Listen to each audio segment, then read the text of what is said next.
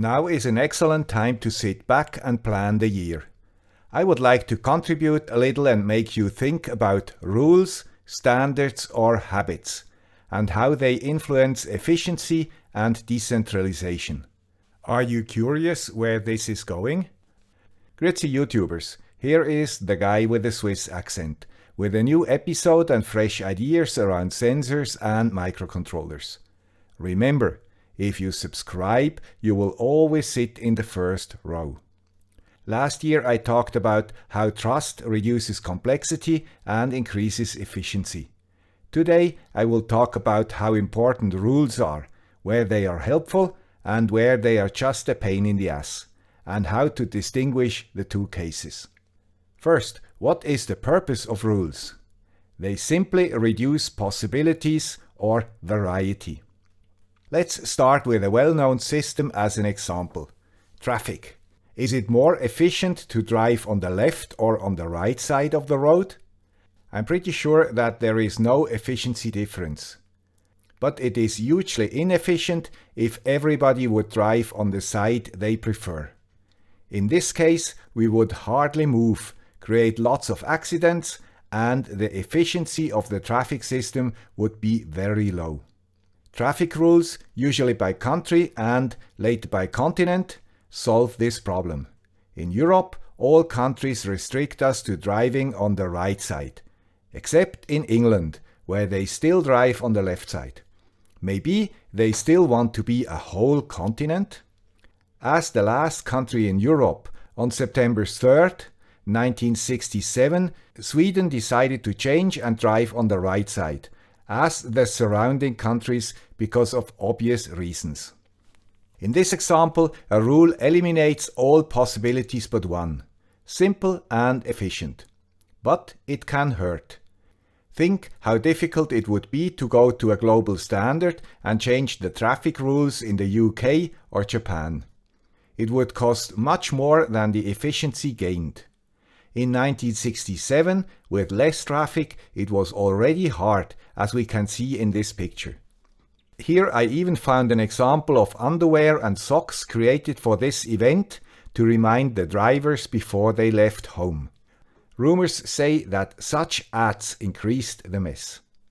This example shows the enormous effect of rules on efficiency and on freedom of choice. A different example is languages. Before I learned German, French or English, I could only communicate in Swiss German. This is a small and only spoken language with no formal written rules. When I worked for the Red Cross in Africa or the Middle East, we were not allowed to use it on air with our radios, because Swiss German was considered as an encryption technique. This is true to the current day. Google and Alexa still cannot understand Swiss German. Cool if we are abroad and want to keep a secret. Unfortunately, different languages create an incredible mess and reduce the efficiency of most processes. If you do not believe me, look at the booklets which come with modern equipment. They contain warnings in nearly 100 languages and not one word about how to use it, because all space is used for the warnings in all languages. The 8 million Swiss, depending on the area they live, speak Swiss German, French, Italian or Romansh.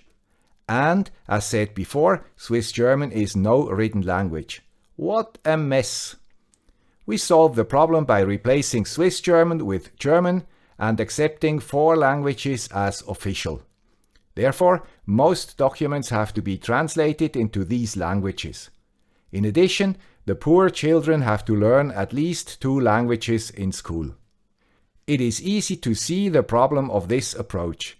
Even if I speak 2 or 3 languages, I cannot speak to all my fellow Swiss. Not to mention the rest of Europe or the world. This concept creates an exponential number of different connections, which has a devastating effect on efficiency. I heard that globally there are 7,000 languages. Which rule would clean up this mess in a more efficient way? In the traffic situation, we simply standardized one possibility out of 2. at least for each country. The car manufacturers still have to maintain two types of cars for both markets. Because both markets are huge, that still is efficient. We could also drop all languages but one, and the problem would be solved. This is not possible because of many reasons. Already in 1887, Mr. Zamenhof wanted to solve the problem and invented an artificial language called Esperanto. He wanted that everybody learns Esperanto. That would have increased efficiency a lot because even if everybody had kept its native language, by adding one language, the number of different interfaces would have dropped and only grew linearly. A huge advantage. The rule would be, everybody knows the spoken language of their region plus Esperanto. Today, Esperanto is replaced by English as the universal language. Or should we call it American? This is a significant restriction, of course, because Italian or Russian sound much better than English, for example. You do not believe me? Then watch the movie A Fish Called Wanda with Jamie Lee Curtis and John Cleese. Do you speak Italian? I am Italian. Sono italiano in spirito, ma ho sposato una donna che preferisce lavorare nel giardino a far l'amore appassionato, un spaglio grande. But it's such an ugly language. How about Russian? Есть сила благодатная созвучий слов живу. Помимо то жизни трудную. One of my all-time favorites. Together with the Big Lebowski, of course. English as a universal language not only increases efficiency, it also creates possibilities like this channel.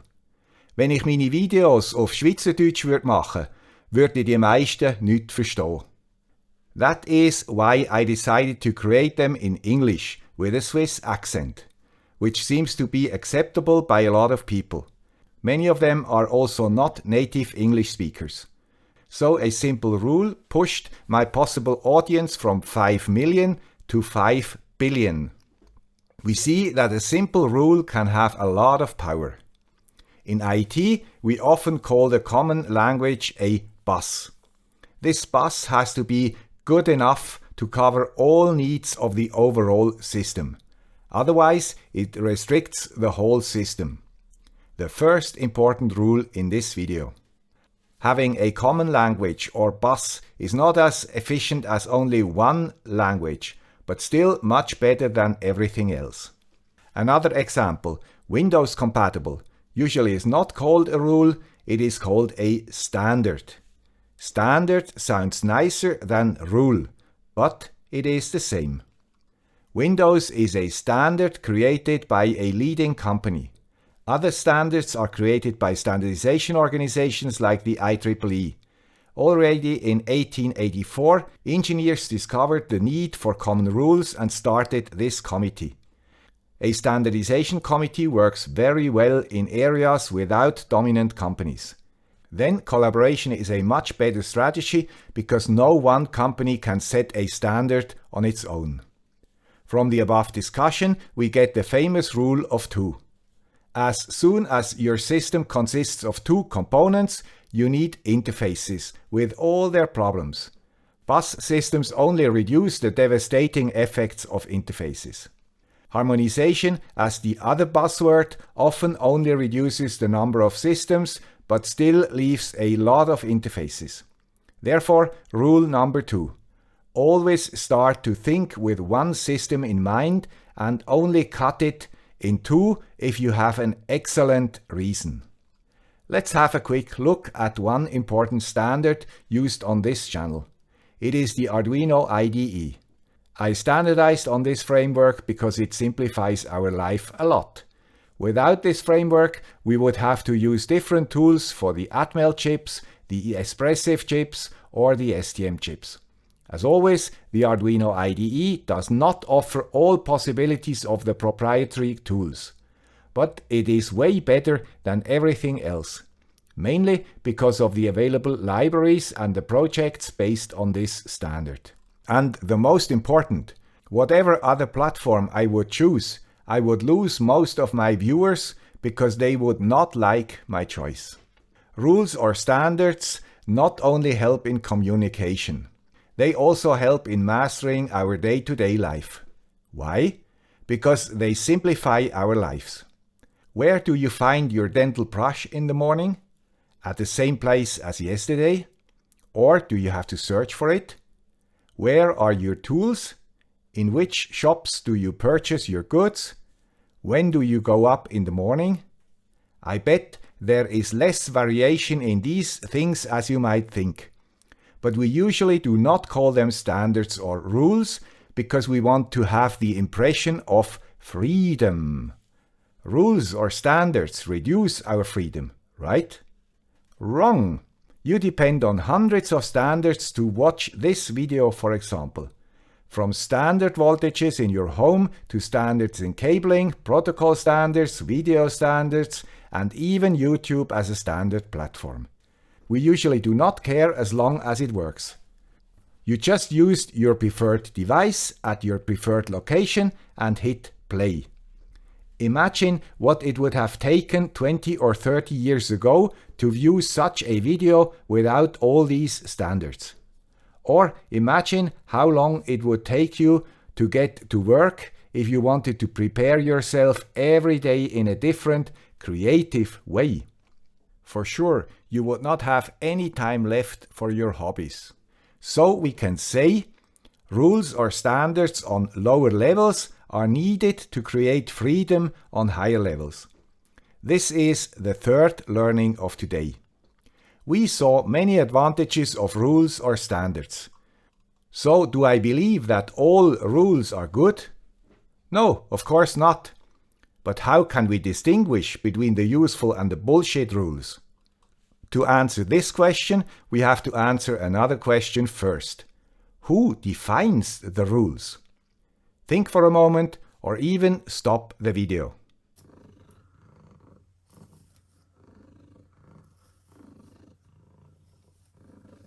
Usually I get fast answers like my boss, the government, my girlfriend, or my wife. Maybe some say that they create rules for themselves. So which answer is correct? To find the answer, I tell you two short stories. Just imagine you are the team leader and have the task of organizing a glittering party. You are the boss. Which rules would you create?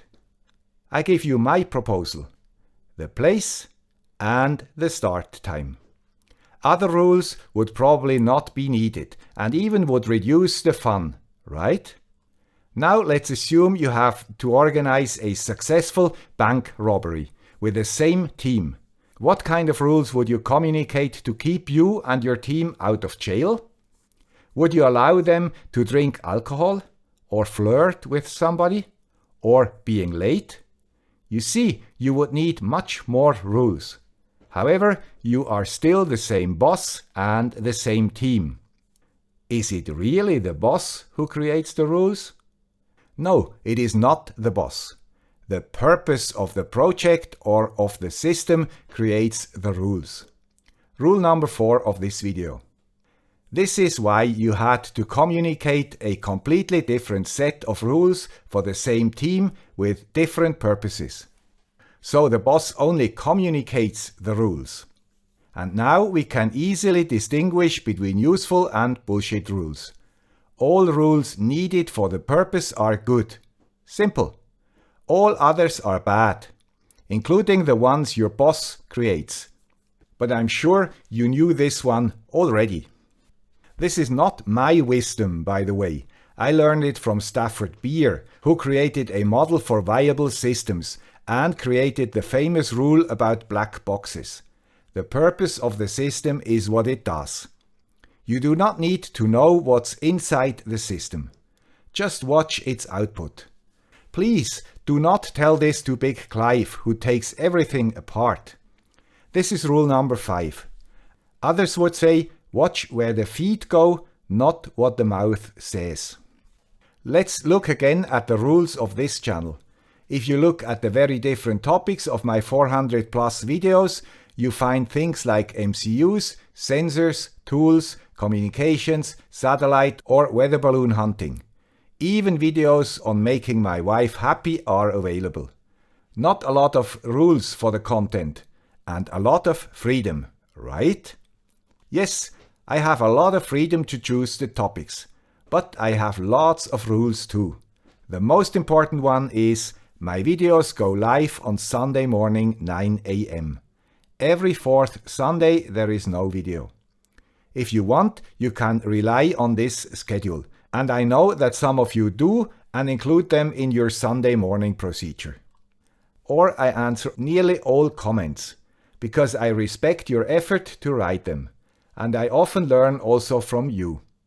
Publishing a video on Sunday morning implies many other rules. I have to have the video ready for Luciana, the Spanish translator in Argentina, to give her time to do her job. Fortunately, she works during my night, and often also during her night. Or I have to have a lot of labeled boxes in my lab to find my tools, parts, and projects. I also had to standardize my workflow using Microsoft Word and PowerPoint, Audacity for the voiceover, and DaVinci Resolve for video editing. I also decided to add no mid-roll ads in my videos. Or I do not do paid promotions because I do not like them in other videos. A lot of rules. Which ones are good and which ones are bad? Can you tell? You're right, you cannot decide before you do not know the purpose of the channel. Here it is. I wanted to give a part of my lifelong learning back to society while having fun playing with technology and creating a respectful community around my hobby. Now you can decide about the good and the bad rules. And maybe comment which ones are lacking and which ones are bullshit. Many of what I named rules before are also called habits if they are related to human behavior. Do you remember Stephen Covey, who wrote a book about habits to make people effective? Habits in reality are standards or rules which influence your life. As we saw before, habits restrict our possibilities. All those rules and habits restrict me a lot, but without them I would not be able to create such a broad selection of content. My efficiency would be very low, and my happiness too. Because this channel not only creates value on your side, it also creates value on my side. Lovely comments, for example, are the diesel for creators. Or the fact that I have many Patreons who support the channel, even if they could have the same content for free, is a big message for me. Thank you for that. You do not imagine how much this helps on my side. Also, all viewers who use my links on AliExpress or Amazon for their orders show me that they go the extra mile. These are the strong and positive messages to continue with my videos. We talked about bullshit rules. They often are created by influential people or organizations. Every few months I get an updated set of rules from YouTube, for example. Here I have precisely two possibilities. Either accept or leave the platform. What should I do? Here I use my rule number 6. Accept rules or standards I cannot change, and use them to my advantage. It is easier than you think. Only if you use your energy to oppose against rules you cannot change. You lose efficiency and often happiness. The last effect of rules I want to cover is decentralization. In the early days of IT, we were forced to buy everything from one supplier. Otherwise, the printer, the terminal or tape drive would not have worked. So there was only one source for your overall system. A very centralized approach indeed. Today, with standard interfaces or rules, we can buy stuff from different suppliers and be sure they work together. Sometimes the suppliers even are competitors, but still their products work together. Genuinely decentralized decision making, but only possible because of strict rules or standards, of course. So rule number 7. The basis for decentralization always is standardization. If you do not want to create a mess, like in Afghanistan or Lebanon, of course. Now you can decide. Are cryptocurrencies like Bitcoin really anarchic or decentralized, as their proponents want to make us believe? Here are the 7 rules. Number 1. If you use a bus, it has to be good enough to cover all needs of the overall system. Otherwise, it restricts it. Number 2. Always start to think with one system in mind and only cut it into 2 if you have an excellent reason. It is tough to bring 2 systems together later. Harmonization is a nasty word. Number 3. Rules or standards on lower levels are needed to create freedom on higher levels. Number 4. The purpose of the project or the system defines the rules. The boss only communicates them. Number 5. The purpose of the system is what it does. Just watch its in- and outputs. Number 6. Accept rules or standards you cannot change and use them to your advantage. It is easier than you think. And finally, number 7. The basis for decentralization is standardization. These are my thoughts for the beginning of the new year. You find a summary of these 7 rules in the video description. The only thing left to do is to thank you for your continued support of my channel and wish you a great 2022 with fewer viruses, more material in the supply chain, and no bullshit rules, particularly not from your boss. Bye.